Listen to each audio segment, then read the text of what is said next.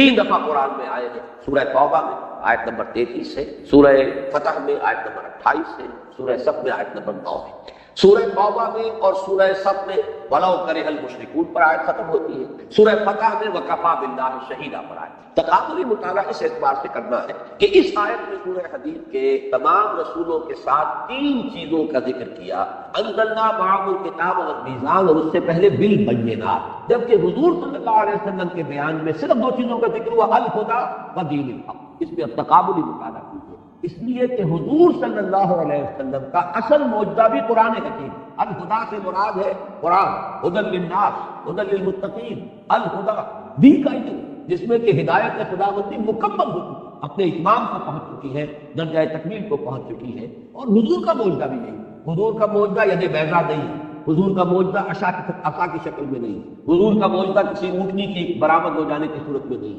حضور کا معجزہ قرآن، یاسین والقرآن الحکیم انک لمن المرسلین، قرآن کی قسم ہے، قرآن گواہ ہے اس پر کہ آپ اللہ کے آپ والقرآن، یہ قرآن مجید کی قسم ہے، قرآن گواہ ہے آپ کی رسالت، صاد والقرآن ذکر، یہ قرآن ہے جو ذکر والا ہے، نصیحت والا ہے، یہی آپ کی رسالت ہے۔ اس پر تو انشاءاللہ تفصیلی گفتگو ہم دورہ ترجمہ قرآن سے قبل جو میں تمہیدی تقریر کر رہا ہوں اگلے جمعے کی شام کو، وہ اس میں تعارف قرآن میں یہ چیزیں آئیں گی انشاءاللہ تفصیل کے ساتھ۔ لیکن یہ جان لیجیے کہ معجزہ جمع کتاب مل کر الہدی، اور وہ جو میزان شریعت چلی آ رہی تھی وہ اپنی تکمیل کو پہنچ گئی ہے دین حق۔ میں نے جو مضمون لکھا ہے میری کتاب میں، نبی اکرم صلی اللہ علیہ وسلم کا مقصد بعثت، 3 مقالات کا مشتمل، درمیانی مقالہ یہی ہے کہ حضور کا مقصد بعثت کیا ہے، اور اس میں تفصیل بیان کی کہ جیسے انسانی ذہن کی بھی ارتقائی منازل جو ہے، انسان کا فکر اور ذہن انسانی بھی اس سے گزرا ہے، یہی وجہ ہے الہدی کا اتمام ہوا محمد صلی اللہ علیہ وسلم، جبکہ انسان اپنے ذہنی ارتقاء کے اعتبار سے بلوغ کو پہنچ گیا۔ اسی طریقے سے تمدن انسانی کا بھی ارتقاء ہوا، کبھی ہم غاروں میں رہتے تھے، کوئی اجتماعی نظام تھا ہی نہیں، پھر کوئی قبائلی نظام ہوا، پھر کوئی اور نظام ہوا، پھر بڑی بڑی مملکتیں قائم ہو گئی۔ اب یہ کہ پورا نظام زندگی جس طریقے سے کہ اجتماعیت کی گرفت میں آ چکا ہے، تو اگر وہ نظام صحیح ہے تو تمام افراد کا معاملہ بھی بہتر ہو جائے گا، نظام ہی غلط ہے تو ظاہر بات ہے کہ معاشرہ تل پٹ ہوگا۔ تو جب وہ تمدن اس سطح کو پہنچ گیا کہ بڑی بڑی عظیم مملکتیں امپائر قائم ہو گئی، مملکت روما اور مملکت فارس، اس کے وقت حضور کو اب بھیجا گیا ایک کامل نظام اجتماعی دے کر، ایک complete politico social economic system based on social, اور ظاہر بات ہے جب تک اسے قائم کر کے نہ دکھائے وہ حجت نہیں بنتی۔ تو شہادت الناس جس پر گفتگو ہوئی ہے ان دروس میں بھی، شہادت زبان سے بھی دی جائے، وہی ذات واحد عبادت کے لائق زبان اور دل کی شہادت کے لائق، اب گواہی دیتے رکھا تو اللہ الہ الا اللہ و اشہد ان محمد رسول اللہ، پھر ہمارا عمل جو ہے کہ گواہی دینا چاہیے ان کو کہ واقعہ اللہ کو اپنا الہ اور معبود اور حاکم مطلق مانتے ہیں، اور محمد کو واقعہ ہم نے اللہ کا رسول مانا ہے صلی اللہ علیہ وسلم۔ پھر انفرادی طور ہی پر نہیں، اجتماعی طور پر بھی گواہی اس وقت قائم ہوگی جبکہ وہ نظام عملاً قائم کر کے دکھایا، ورنہ یہ کہا جائے گا یوٹوپیا ہے، خیالی جنت ہے، یہ باتیں تو بڑی اچھی ہیں، یہ عملی باتیں نہیں ہیں، امپریکٹیکیبل ہیں، انہونے کی باتیں ہیں، سید القوم خادم ہو، کیا تکلیف ہوئی جملہ کہہ دیا آپ نے، لیکن ایسا ہو سکتا ہے کبھی، کر کے دکھائیے، وہ کر کے دکھایا ہے ابو بکر اور عمر رضی اللہ تعالیٰ عنہما، سید القوم خادمہم، اگر دیکھنا ہو عمل کے اندر تو دیکھ لو ابو بکر اور عمر رضی اللہ تعالیٰ، نظام قائم کیا کہ ایسا نہیں ہے کہ بس کوئی شاعری کی گئی ہے معاذ اللہ، بلکہ وہ نظام قائم کر کے دکھایا جس میں ہر اعتبار سے توازن، عورتوں کو حقوق دیے، لیکن وہ حقوق اس طرح کے نہیں ہیں کہ خاندانی نظام درم برم ہو، عوام کو حقوق دیے، وہ خلیفۃ المسلمین کو شوق پوچھ سکتے ہیں یہ کرتا آپ کا کہاں سے بنا، لیکن یہ نہیں ہے کہ پھر وہ آزادی اس طرح کی ہو جائے کہ وہ جو نظام ہے وہ بالکل درم برم ہو جائے، اسی طریقے سے صاحب مال جو ہے اس کے اپنے حقوق ہیں، لیکن یہ کہ مزدور کا اپنا حق، اور یہ کہ مال کو کھینچنے بن جائے تو اس کی بنا اور ارتکاب گر ہو جائے، یہ سب سے بڑی حرام چاہے اسلام کی۔ یہ نظام ہے جو دین حق کی شکل میں محمد عربی صلی اللہ علیہ وسلم کو دیا ہے۔ تو اب تقابل ہم کر رہے تھے کہ جہاں جنرلائز قانون آیا وہاں 3 چیز، لقد ارسلنا رسلنا بالبینات وانزلنا معهم الکتاب والمیزان، وہاں فرمایا گیا هو الذی ارسل رسولہ بالہدی ودین الحق، اس لیے کہ الہدی قرآن ہے، قرآن ہی معجزہ بھی ہے اور قرآن ہی الکتاب بھی ہے، اور وہ نظام جو ہے پولیٹیکل سوشل اکنامک سسٹم وہ دین حق کی شکل میں کامل نظام کی حیثیت سے پیش کرتی ہے۔ تو کس لیے بھیجا حضور کو؟ لِیُظْہِرَہُ عَلَى الدِّینِ کُلِّهِ، اس نظام کو غالب کر کے۔ یہ نظام کسی اور نظام کے تابع رہے گا تو پھر ظاہر تک ہو، ملوکیت کے تابع ہو گیا، سرمایہ داری کے تابع ہو گیا، کسی اور کے تابع ہو گیا، وہ تو نظام تو مذہب بنتا ہے، عقیدہ ہے، نماز ہے، روزہ ہے. جیسا کہ خلافت راشدہ کے بعد تدریجاً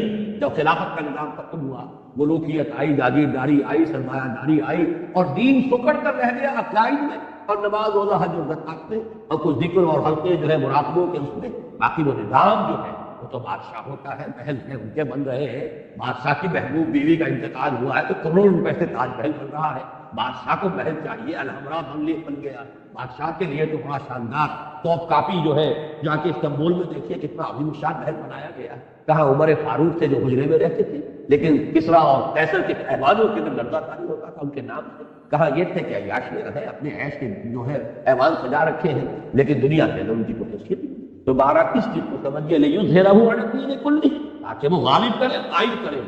پورے نظام زندگی پر اسلام چھا جائے، اسلام غالب آ جائے، اسلام قائم ہو جائے. زندگی کا کوئی جز، کوئی پہلو، کوئی ایسپیکٹ اس سے خارج اور خارج نہ آزاد. وہی بات یہاں کہی گئی، لقد ارسلنا رسلنا بالبینات وانزلنا معهم الکتاب والمیزان لیقوم الناس بالقسط. اب یہ مقصد پورا کیسے؟ پہلے آیت کا ترجمہ کر لیجئے. وانزلنا الحدید، ہم نے لوہا بھی فیہ بأس شدید. باس کا ترجمہ بعض لوگ ذرا ایوائڈ کرتے ہوئے قوت، اس میں بڑی طاقت، لیکن حقیقی ترجمہ اس کا یہ کہ اسلحہ کی قوت. اسی سے تلوار، اسی سے نیزہ، اسی سے ڈھال. اصل میں لوہا اس لیے فیہ بأس شدید، اسی لیے یہ جب بھی لفظ آتا ہے باسا، جب جمع کی شکل میں آتا ہے اس سے مراد ہوتا ہے فقر، فاقہ، بھوک. لیکن جب الباس آتا تو جنگ. چنانچہ ہمارا جو دوسرا درس ہے لیس البر ان تولوا وجوهکم قبل المشرق والمغرب، آخری میں جب آتے ہیں الفاظ والصابرین فی البأساء والضراء وحین البأس، صبر کرنے والے بأساء میں یعنی تنگی ہے، فاقہ ہے، بھوک ہے اور تکلیف ہے، کوئی مصیبت ہے، کوئی زخم لگ گیا ہے اس کی تکلیف ہے. اور حین البأس جنگ کے وقت. اصل تو امتحان یہ جہاں جان کے لانے پڑ جائے، جہاں جان کی بازی کھیلنی پڑے، جو صبر کا وہاں مظاہرہ کر سکے وہ ہے کہ جو کوالیفائی کر گئے. اولئک الذین صدقوا واولئک هم المتقون. یہ ہے وہ لوگ کہ جو واقعتاً سچے ہیں اپنے دعوی ایمان میں، اور یہ ہے وہ لوگ جو واقعتاً متقی. تو ذہن میں رکھیے یہاں پر فیہ باس شدید، اس میں شدید جنگ کی صلاحیت. ومنافع للناس، لوگوں کے لیے دوسرے منفعتیں بھی ہیں، فائدے ہیں. آج کل تو اس کی ہمارے یہاں نزدیک کوئی کم ہو گئی ہے، ورنہ توا پر آج چمٹا پھکنی سب لوہے سے بنتی ہے. اب تو یہ ہے کہ مہارا اس طرح کا معاملہ نہیں رہا. اوونز ہے اس میں شاید وہ لوہا اس طرح سے نمایاں ہو کے نظر نہیں آتا ہے، لیکن یہ کہ لوگوں کے لیے اور بھی وَلِيَعْلَمَ اللَّهُ مَن يَنصُرُهُ، اور تاکہ اللہ یہ دیکھے. یعلم کا ترجمہ ہمیشہ ہم کرتے ہیں دیکھے، جان لے نہیں، اس لیے کہ اللہ تعالیٰ کا علم قدیم ہے، اللہ کو معلوم ہے کون کتنے پانی ہے، لیکن اللہ دکھا دینا چاہتا ہے لوگوں کو، ظاہر کر دینا چاہتا ہے تاکہ اللہ دیکھ لے یا اللہ دکھا دے، ظاہر کر دے. مَن يَنصُرُهُ وَرُسُلَهُ بِالْغَيْبِ، کون ہے وہ جو غیب کے باوجود اس کی یعنی اللہ کی اور اس کے رسولوں کی مدد کرے. دین اللہ کا ہے، پولیٹیکل سوشل اکنامک سسٹم اس کا، حاکمیت اللہ کے لیے. 2 مرتبہ پہلے حصے میں آیت ہم پڑھ چکے لہو ملک السماوات والارض. ہم یہ بھی پڑھ چکے العزیز الحکیم، وہی بادشاہ حقیقی وہ حکم اس کا چلتا تھا. لہذا جو لوگ اس لوہے کی طاقت کو ہاتھ میں لے کر اللہ کے حکم کو نافذ کرتے ہیں وہ اللہ کے مددگار ہوئے. اور اللہ کے دین کو عملاً قائم کرنا فرض منصبی ہے محمد رسول اللہ کا اور رسولوں کا، تمام رسولوں کا، تاکہ عدل قائم کرے. اور حضور کے لیے واحد کے سینے میں بھی آ گیا امیر تو لے آ دینا بینکم، اور یہاں 3 مرتبہ آ گیا لیظہرہ علی الدین کلہ. تو گویا کہ جو بھی لوہے کی طاقت لے کر محمد کی نصرت کے لیے میدان میں آ گئے صلی اللہ علیہ وسلم، وہ اللہ کے بھی مددگار، رسول کے. جس کو میں کہہ رہا ہوں کہ یہ ہے در حقیقت جس کو حریہ کا لفظ میں نے استعمال کیا ہے بارہا، اتنے واضح الفاظ میں. دیکھیے آدمی جھجکتا ہے، کہنا نہیں چاہتا، لیکن اللہ تعالیٰ کو اللہ لا یستحیی من الحق، اللہ کو حق بات کے کہنے میں کوئی رکاوٹ نہیں، کوئی جھجک. عام آدمی سمجھے گا یہ بات کہنے کی نہیں ہے، اگر ہے بھی دل میں تو رکھو اسے زبان پر نہ لاؤ. لیکن یہاں سے اچھی طرح جو بات سمجھا دی گئی ہے وہ کیا کہ ریولوشن یا کسی نظام عدل اجتماعی کو قائم کرنے کا پروسیس کیا. پہلا مرحلہ اس میں یہی ہے کہ جو الہدیٰ دی گئی ہے آپ کو، ہدایت کی کتاب دی گئی ہے جس میں کہ معجزہ بھی ہے، اس کے ذریعے سے لوگوں کو دعوت دیجیے. ہدایت کی دعوت، تبلیغ، اس پیغام کو عام کرنا، لوگوں کو اس پر مطمئن کرنا، ذہناً مطمئن کرنا، قلباً مطمئن کرنا، اس کے مضمرات کو کھول کر بیان کرنا. وَنَزَّلْنَا إِلَيْكَ الذِّكْرَ لِتُبَيِّنَ لِلنَّاسِ مَا نُزِّلَ إِلَيْهِمْ. اے محمد صلی اللہ علیہ وسلم، ہم نے آپ پر یہ ذکر نازل فرمایا تاکہ آپ لوگوں کے لیے واضح کریں، بیان کریں، کھولیں، اس کی شرح کریں، اس کی وضاحت کریں جو ان کے لیے نازل کیا گیا. یہ سارے کام کیجئے جیسا کہ سورہ جمعہ میں ہم پڑھ چکے یتلو علیہم آیاتہ ویزکیہم ویعلمہم الکتاب والحکمہ. یہ الہدیٰ کا فنکشن، الہدیٰ کے ذریعے سے، جس کی میں نے مثال پچھلی نشست میں دی تھی کہ جیسے پہلا ایکسپیریمنٹ غالباً کرایا جاتا تھا 5ویں جماعت میں سائنس کا پہلا لوہ چون ہے، برادہ ہے، اس کا مکسچر ہے، اسے کیسے علیحدہ کریں؟ میگنیٹ ہاتھ میں لیجیے، اس میں پھرائیے، لوہ چون جو ہے وہ اس کے ساتھ چمٹتا چلا جائے گا، برادہ نہیں۔ بالکل یہی معاملہ ہے، یہ الہدیٰ، یہ میگنیٹ ہے ہدایت کی طرف کھینچنے والا۔ کھینچے گا کس کو؟ جس کی اپنی فطرت کے اندر وہ ہدایت کسی نہ کسی درجے میں موجود ہے۔ اگر وہ ہے ہی نہیں تو جیسے برادہ نہیں چمٹتا اس میگنیٹ کے ساتھ، وہ ابو جہل نہیں چمٹے جن کی فطرتیں مست ہو چکی ہیں، ابو لہب نہیں چمٹے چاہے وہ حقیقی چچا ہے اور ایک دیوار بیچ کا پڑوسی ہے محمد رسول اللہ صلی اللہ علیہ وسلم، اور ہو یہ رہا ہے کہ آپ کے گھر میں ہانڈی پک رہی ہے تو اس کے اندر یہ غلاظت پھینکی جا رہی ہے، اور یہ اچھا سگا چچا ہے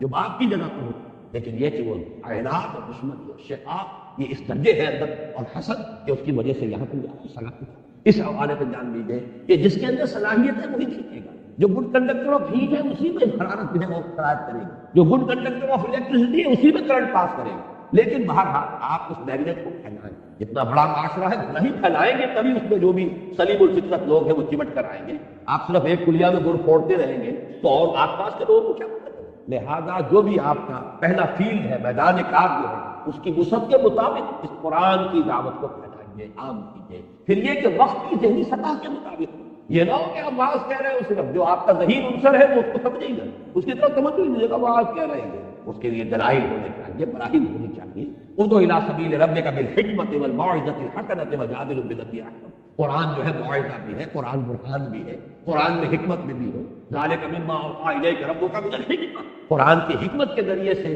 حکماء کو، عقلاء کو، جو بھی آپ کا انٹلیکچوئل ایلیٹ ہے اسے بلائیے۔ قرآن کے وعظ کے ذریعے سے عوام الناس کو کھینچیے۔ بہرحال جن کے اندر بھی وہ خیر ہے، بھلائی ہے، صلاحیت کھینچائے، لیکن جن کے اندر نہیں ہے وہ تو نہیں آئے گی، اور جن کے مفادات ہیں وہ بات کو حق کر بھی نہیں آئے۔ جیسے کہ میں نے پہلے مثال دے کہ یہود کے علماء سے بڑھ کر کون تھا جو حضور کو پہچانتا؟ یعرفونہ کما یعرفون ابناءہم، مانا کیوں نہیں؟ ان کی چودراہٹیں تھیں، ان کے مسندیں تھیں، ان کی حیثیتیں تھیں، لوگ ان کے ہاتھ چومتے تھے، لوگ آتے تھے ان سے فتوے مانگتے تھے، ان سے مسئلے پوچھتے تھے، عالم وہ تھے، لہذا اب حضور کو مانتے تو ان کی حیثیت نہیں مانتے۔ اس حوالے سے جان دیجیے ایک ویسٹڈ انٹرسٹ اس کا اکثر حصہ لے جائے گا، جو نہیں مانے گا، نہیں قریب آئے گا اپنے مفادات میں۔ گرڈ اپ یور لوئنز، ان کی تو کوشش یہ ہوگی کہ راستہ روکو، نظام کہنا کے پاس مانو، یہ بھارت میں انقلاب میں ہے، your interest are being threatened, gird up your loins, آؤ اپنے مفادات کے تحفظ کے لیے کھڑے۔ لہذا آخری مرحلے میں اس انقلاب میں پھر ایک ہی راستہ ہے کہ جو وہ سلیم الفطرت لوگ آ گئے ہیں ان کو جمع کریں، آرگنائز کریں، ان کا تزکیہ کریں، نیتیں بھی خالص ہو جائے، کوئی کھوٹ نہ رہے، ان کی شخصیتیں نکھر جائیں، کوئی شک و شبہ نہ رہے، لوگوں کو ان کے کردار کے بارے میں آزمائشوں میں سے گزرے، امتحانوں میں سے نکلے، پھر ان کو منظم کرو، کوڑا بناؤ انہیں پٹ کر، جیسے کہ آپ پتیوں کو اور مختلف دھاگوں کو بٹ دیں گے تو کوڑا بناؤ، طاقت بناؤ، علیحدہ علیحدہ دھاگا جو ہے وہ توڑ دے گا جو چاہے گا، لیکن جب بٹ کر آپ نے کوڑا بنایا ہے اب یہ کوڑا باقی کو،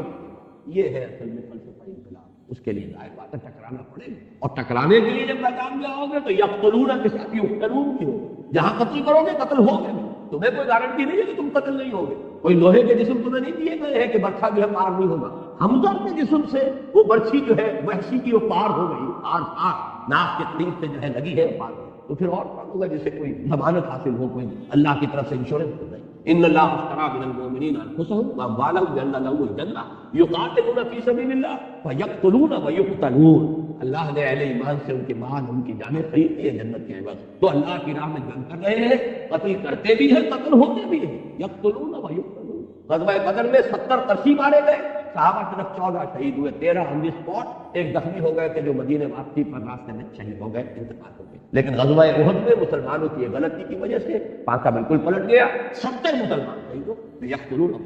یہ تو کرنا پڑے گا، انقلاب اس کے بغیر نہیں، اس کے لیے جان دینی اور اس کے لیے طاقت کا استعمال، اور اس کے لیے میں آپ سے کیا عرض کروں کہ علامہ اقبال کی جو عظمت میرے دل میں اس لیے کہ ان حقائق کو جس خوبصورتی سے انہوں نے بیان کیا، 2 شعر ان کے ایسے ہیں، ایک تو فلسفے کے اعتبار سے چوٹی کے شعر تو میں پہلے سنا چکا ہوں آپ کو جمعرات کرو، یا یہ کہ آج بھی پہلی نشست میں سنایا، یہ جو فلسفہ انقلاب کے 2 شعر، گفتند جہاں میں ماں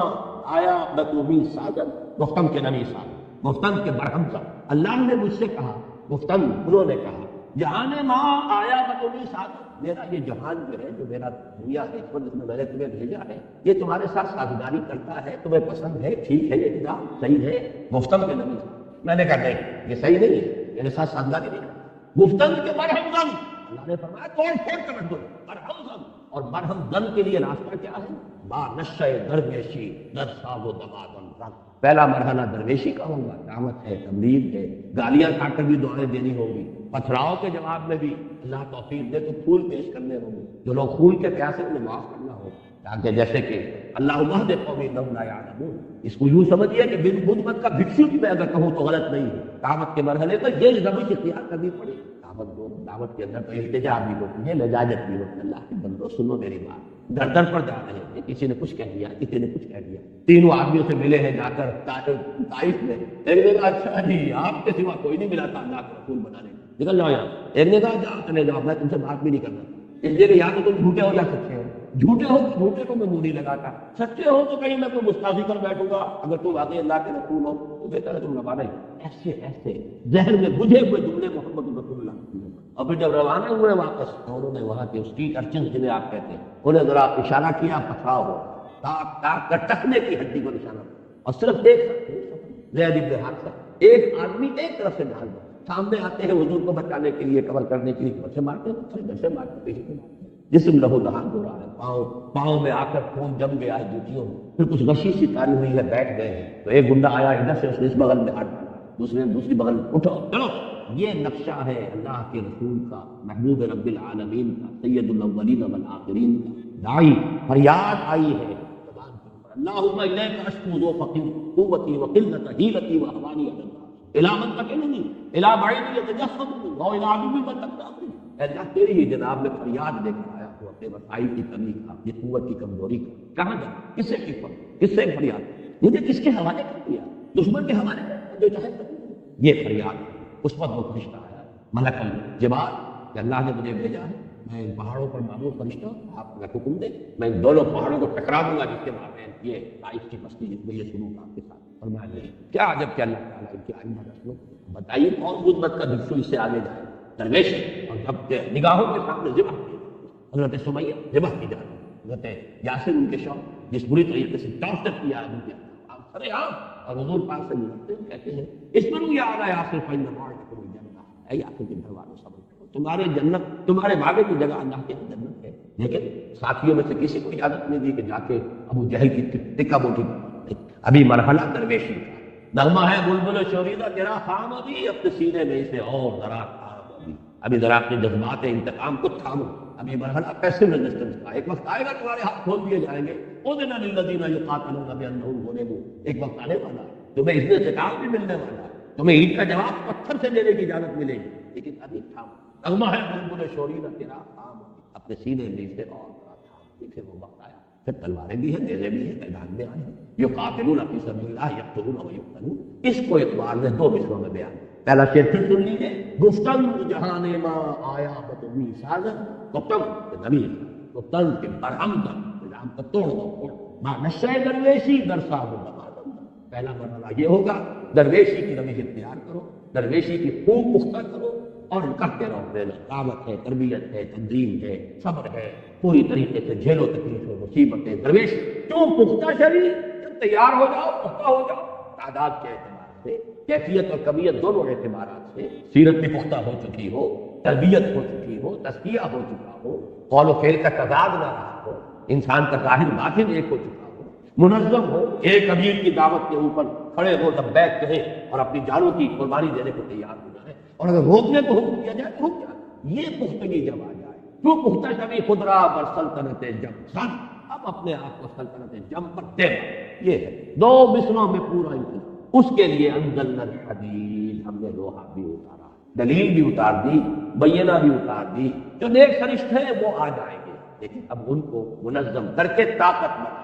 ریولیوشنری فورس، ایسے سرفروش، ایسے جافروش کہ جو اپنے سر کی اور جان کی بازی کھیلنے کو تیار، من المؤمنین رجال صدقوا ما عاهدوا الله علیہ ومنهم من قضى نحبه ومنهم من ينتظر وما بدلوا تبدیلا، اہل ایمان میں وہ جوان مرد ہے کہ جو عہد انہوں نے اللہ سے کیا وہ پورا کر دیا، سچا کر دیا، ان میں سے وہ بھی ہے جو اپنی نظر پیش کر چکے، اور جو باقی ہے وہ منتظر ہے کہ کب باری آئے، وبال دوش ہے سر جس میں ناکما پہ نظر لگا رکھا ہے تیرے کمزوروں کا ناچ، یہ ہے وہ آیت مبارکہ وانزلنا الحدید فیہ باس شدید، اس میں قوت ہے جنگ، ومنافع للناس، جو اور فائدے بھی ہیں، ٹوکری اور توا اور پرات اور چمٹا اور بالٹی وہ بھی بنا لو، وَلِيَعْلَمَ اللَّهُ مَن يَنصُرُهُ وَرُسُلَهُ بِالْغَيْبِ، تاکہ اللہ دیکھے کون ہے وفادار بندے، کون ہے صادق الایمان، ایمان کا دعویٰ تو آسان ہے۔ اب دیکھیے اس کے ساتھ ایک وہ آیت جوڑ لیجیے سورہ صف کی، ان اللہ یحب الذین یقاتلون فی سبیلہ صفا کانہم بنیان۔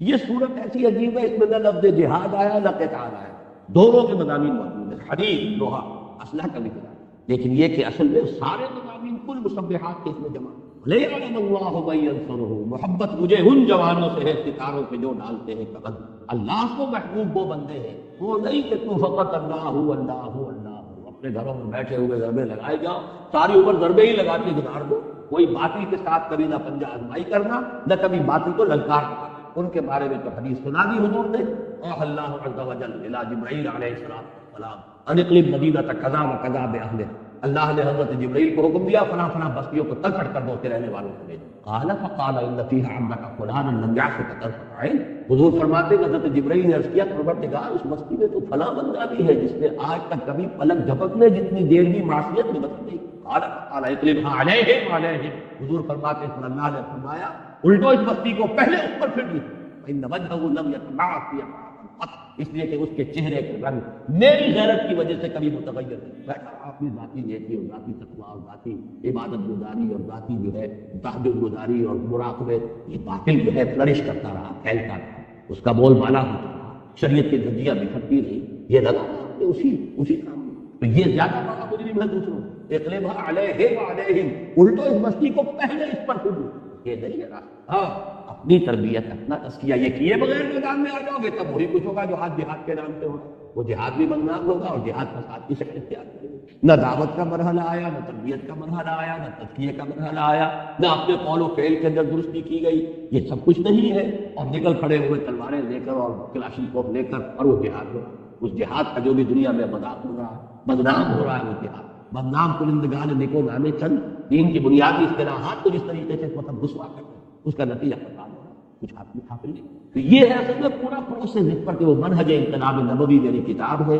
انگریزی میں اس پر پورے کیسٹ انگریزی میں موجود ہے، اردو میں موجود ہے، 5 میں نے لیکچر جو ہے پچھلے سال محاضرات قرآنی میں غالباً 2 گھنٹے کے وہ لیکچرز ہیں، 3 ہمارے کیسٹ جو ہیں اس کے ویڈیو کیسٹ کے اندر وہ پورا میرا منہج انقلاب نبوی کیا ہے، اس کے مختلف مراحل کیا ہے، اور یہ کہ قتال کی آج کے زمانے میں کیا صورت ہوئی۔ ایک ون وے قتال بھی ہے، یک طرفہ جنگ، اور یک طرفہ جنگ یہ ہے کہ آپ مظاہرے کے لیے پکیٹنگ کے لیے آ جائیں، نہیں دیں گے اب ہم یہاں پہ ٹیکس نہیں دیں گے، لگان نہیں دیں گے، یہ حرام کا کام ہو رہا ہے، جو یہ سودی نظام ہے جو چل رہا ہے، ہم نہیں دینے کو تیار ٹیکس، آپ پر گولیاں برسے گی گولیاں کھائیے، لیکن یہ کہ جس طریقے سے ایرانیوں نے 30-40 ہزار جانیں دے دی، لیکن پھر انقلاب آ گیا، کشمیر میں بھی 40 ہزار جانیں دی جا چکی ہیں، کہاں ایران جتنا بڑا ملک، کہاں وہ کشمیر، اگرچہ اسے ایران صغیر کہتے ہیں، کل جسے اہل نظر کہتے تھے ایران صغیر، لیکن اگر یہ اعداد و شمار صحیح ہے اس کا میں سمجھتا ہوں کہ بالکل غلطی کا کوئی امکان ہی نہیں، جس طریقے کا وہاں قتل عام ہو رہا ہے، لیکن یہ کہ 40,000 جانے کے باوجود جو ہے نتیجہ کیا ہے، وہاں پر بھی اگر وہ جانب دی گئی بادشاہ کو بھاگنا، اس لیے کہ وہ ون وے وار تھی، انہوں نے مارا کسی کو خود، نتیجہ یہ ہوا کہ ان کی فوج جو ہے اندیشہ ہو گیا شاہ کو کہ یہ فوج الٹ پڑے گی میرے،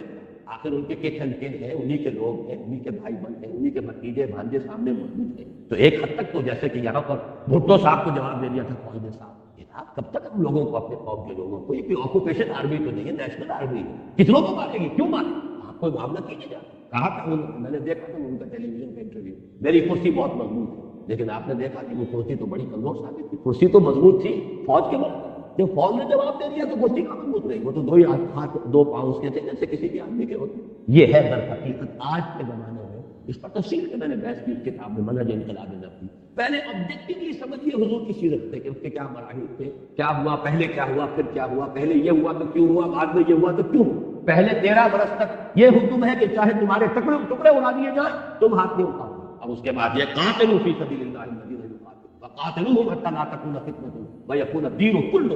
زمین و آسمان کا فرق ہے، لیکن حکمت ہے، ایک ہی پروسیس کے یہ 2 مختلف مراحل ہیں، اسی طرح ایک وقت میں دب کر سنا جس طرح حدیبیہ ہوئی ہے، یقیناً بڑی ان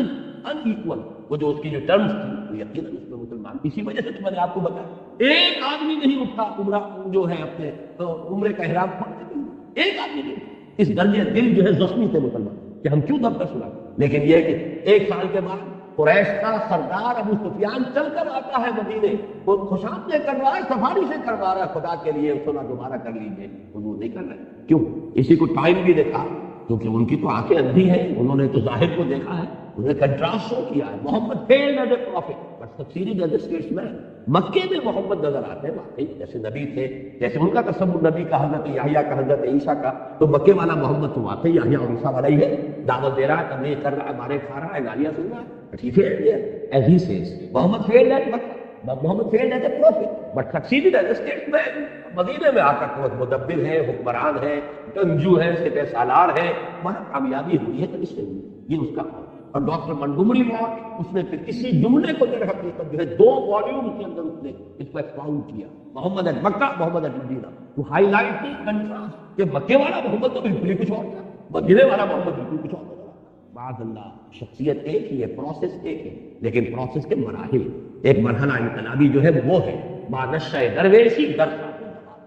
یہ مکی دور ہے. کیوں پختہ شرعی قدرہ بر سلطنت جب یہ ہے دوسرا مرحلہ. ظاہر بات ہے اس کے بغیر کوئی انقلاب آ ہی نہیں سکتا. یہ ہے اصل پروسیس جو اس آیت میں اور بڑے باتیں میں جیسا کہ میں نے عرض کیا کہ لوگوں کو جھجک آتی ہے، اللہ کو کوئی جھجک نہیں. اللہ لا یستحی من الحق کا دوہا ہوتا ہے جو پنجابی میں کہا جاتا ہے. یہ 4 کتابیں آسمائیاں، پنجواں آیا ڈنڈا. وہ ڈنڈا جو ہے اس کی اپنی اہمیت کی ضرورت. لقد ارسلنا رسلنا بالبینات وانزلنا معهم الکتاب والمیزان لیقوم الناس بالقسط. یا تو تلاوت کرتے رہیے، ثواب دیتے رہیے، تراویح پڑھتے رہیے اور ثواب دیتے رہیے، جبکہ قرآن یہ کہتا ہے کہ یا اہل الکتاب لستم علی شیء حتی تقیموا التوراۃ والانجیل وما انزل الیکم من ربکم. اے کتاب ماننے والوں اہل کتاب، تمہاری کوئی حیثیت ہماری نگاہ میں نہیں. You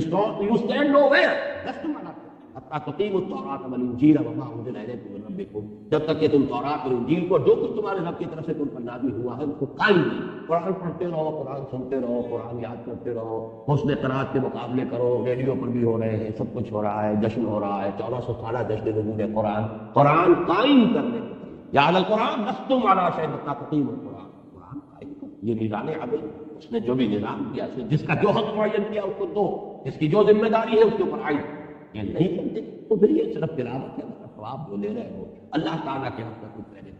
لقد ارسلنا رسلنا بالبینات وانزلنا معهم الکتاب والمیزان لیقوم الناس بالقسط وانزلنا الحدید فیہ بأس شدید ومنافع للناس وليعلم الله من ينصره ورسله بالغیب ان اللہ قوی عزیز. من ينصره ورسله بالغیب، بالغیب کے بارے میں جان لیجئے. مجھے مولانا اصلاحی صاحب کی بات پسند ہے کہ یہ بات جو ہے ظرفیہ اصل میں بڑی پیاری بات ہے، فلسفیانہ بھی ہے یہ بات کہ اللہ غیب میں نہیں ہے، غیب میں ہم. میری ایک تقریر ابھی شائع ہوئی ہے تازہ مثال میں، وہ حقیقت دعا میں دیکھ رہا تھا، اس میں بھی میں نے وہ عربی کے اشعار دیے ہیں. عظیم ہو وسن لطائف لا یغیب وارجو ہو رجاء لا یخیب.